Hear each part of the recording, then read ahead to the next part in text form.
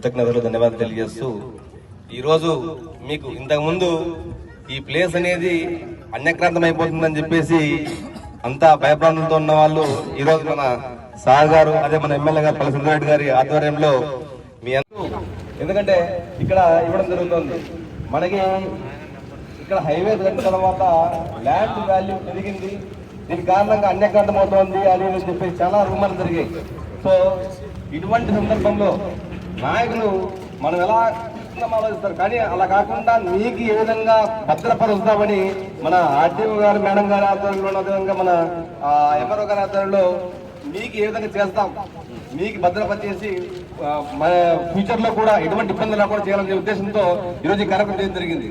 అదే కాకుండా నిన్నటి రోజు మన కలెక్టర్ గారు మీటింగ్ లో కూడా ఉప ముఖ్యమంత్రి శ్రీ పవన్ కళ్యాణ్ గారు మన ముఖ్యమంత్రి గారితో ఒకటే మాట చెప్పారు, అధికారులకి ఎటువంటి నాయకులు కూడా ఎటువంటి ఇబ్బందులు కలిగించదండి, వాళ్ళు చేసే పనికి కూడా ఎటువంటి ఇబ్బందులు కలిగించదండి, వాళ్ళకి స్వేచ్ఛను ఇవ్వండి అని చెప్పేసి క్లారిటీగా కలెక్టర్లు అందరూ ఆధ్వర్యంలో కూడా తెలియజేశారు.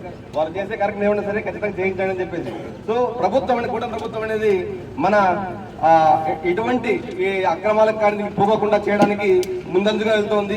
అది మనం పరిపాలన దృష్టిలో చేస్తున్నాము.